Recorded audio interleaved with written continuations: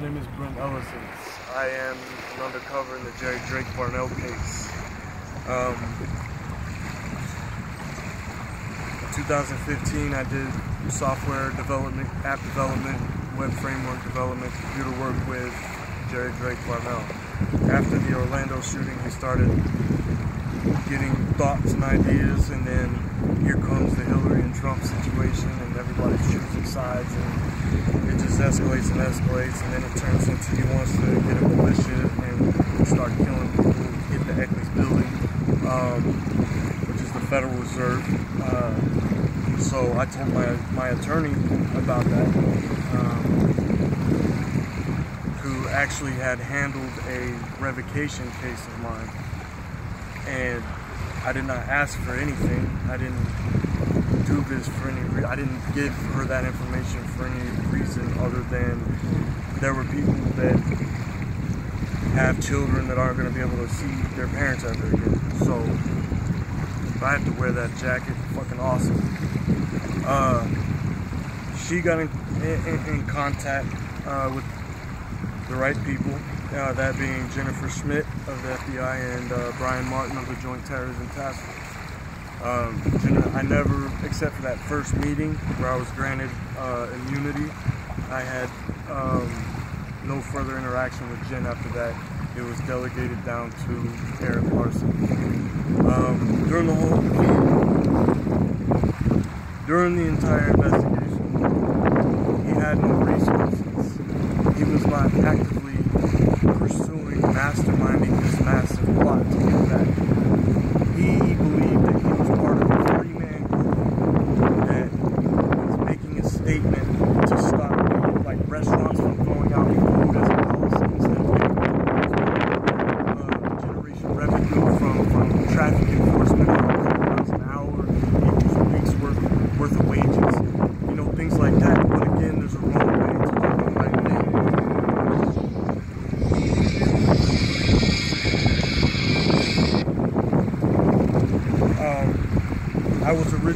I was told on, promised that I was going to be doing domestic terrorism work and child pornography rings, cyber terrorism work. But eventually it turned into just the Jerry Drake Barnell case, and then I was asked to be so I'm in rooms with Lieutenant the Black Panther, who is the next one to get the Barnell treatment, I believe. From what I've heard, I don't know what goes on up there, I can't say that. Obviously everything is neat to know. But as far as the van situation, at first I had to instruct him to get a van, to obtain fake IDs, somehow borrow from family members, whatever. And he couldn't do that. So then it turned to, they gave me $3,000 and sent me to a dealership. I bought a panel van, told him that I got a guy who has a van, and he'll take $500, he'll front it, basically. But Jerry had to agree to pay for it later, knowing it was stolen. Brian Martin talks about, in these recordings that I have not submitted, how 50,000 is not enough, like it's too much. When saying 50,000 to take out Barnell, he says 50,000 no, but we'll discuss that.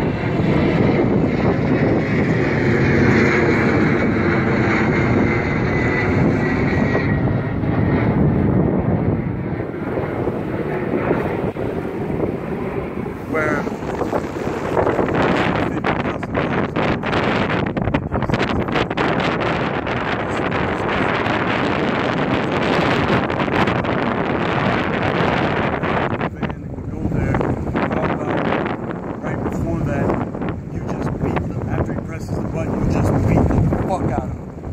also I'm recording.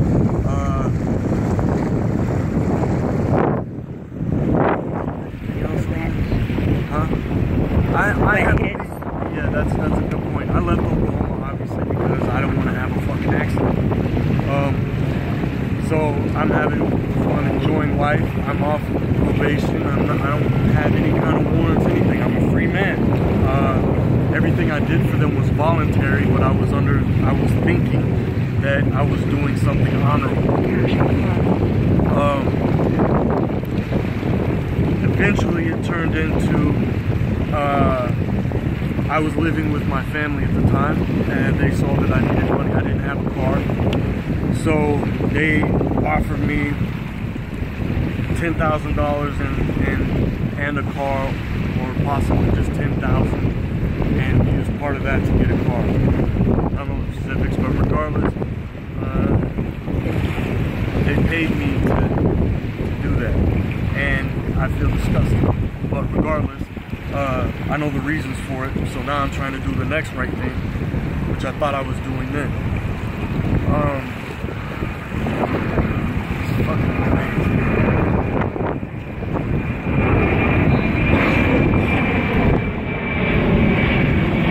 And I know the world doesn't revolve around me, but still, 5 minutes.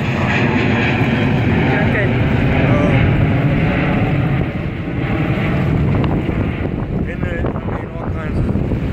I'm not going to go into it. You can hear the recordings, and if you have any questions about the recordings, obviously, you can just message me at sixe6e@thepyramidgroup.us. Can you think of anything else? Well, I remember hearing the recordings and hearing basically talking about, you know, wet hits or something like that. Yeah, that's what I said, talking about 50 grand isn't enough. Oh, well, later on he talked about how he doesn't think that I was psychologically ready to do the work, that work. So basically what this is saying, they tried to start if you see something, say something campaign. And they used somebody who thought he was a part of a 3-man team, who he thought the other 2 were leading the way, to put it on him like he just did all this Timothy McVeigh shit. And that is absolutely not the case. Malleable.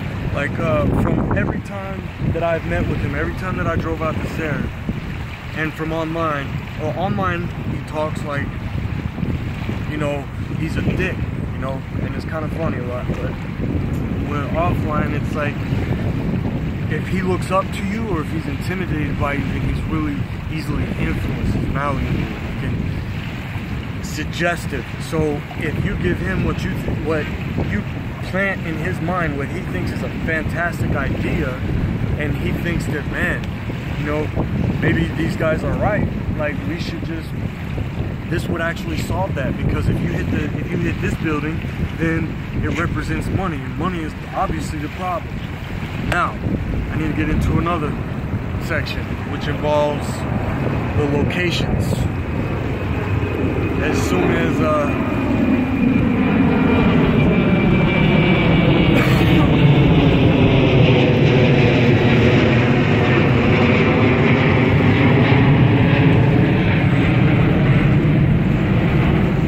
his original target was the Eccles building, which is the Federal Reserve. I was instructed to try to get him to move it closer to Oklahoma. So then it was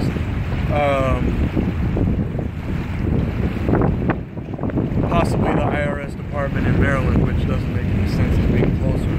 Then it was the Bank First Data Center in Richardson, Texas.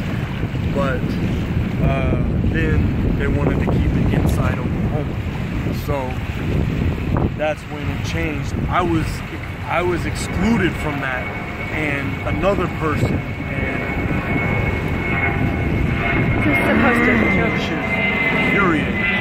I know that it's not all about me, but damn. Well, this isn't about, I don't know. You're not doing this because it's about you. No, but You're doing this because it's about justice. So yeah, I was excluded from that, and Mark and Jerry went on foot, I guess, from what I read in the criminal complaint, and looked at the Bank First building in Oklahoma City on foot. Then later,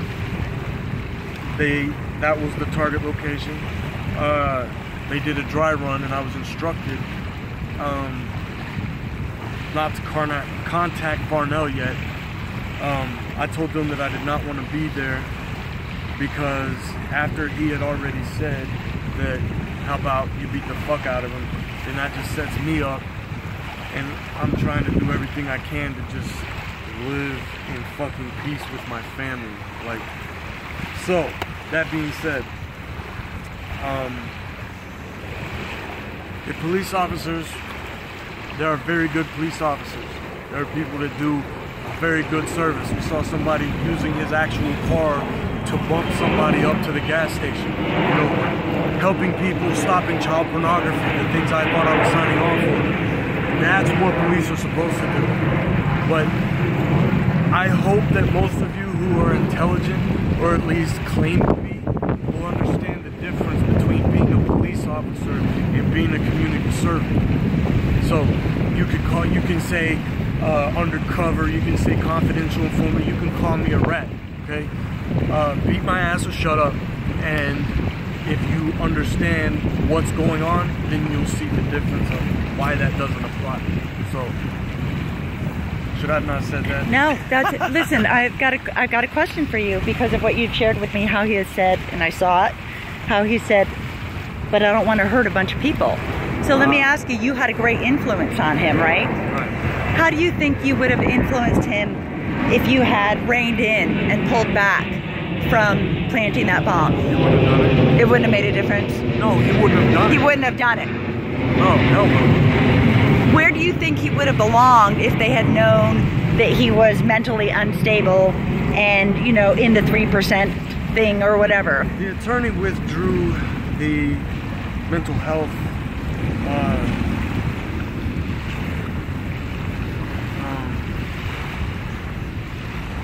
they withdrew that because I guess in the past there was some lingering incident, feigning an illness, whatever, feigning psychological, saying schizoaffective disorders or schizophrenia, but and that I guess that not being the case.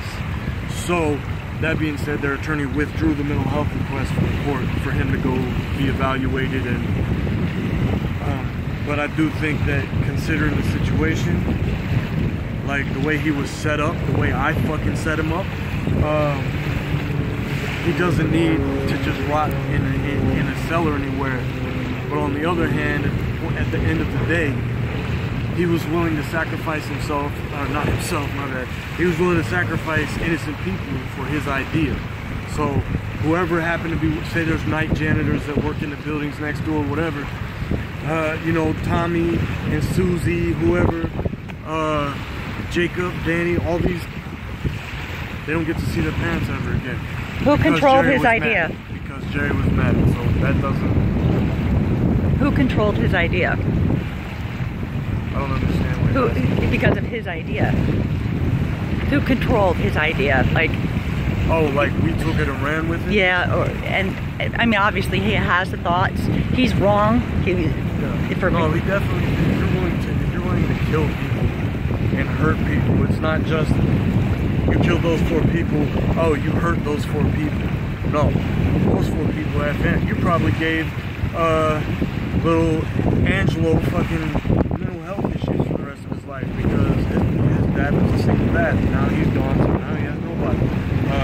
All kinds of shit, you know. So that was my motive in getting attention on him. I gotta own that, but it's what it is. And so you're sharing this information because it's the next right thing. I thought I was doing the right thing at the time.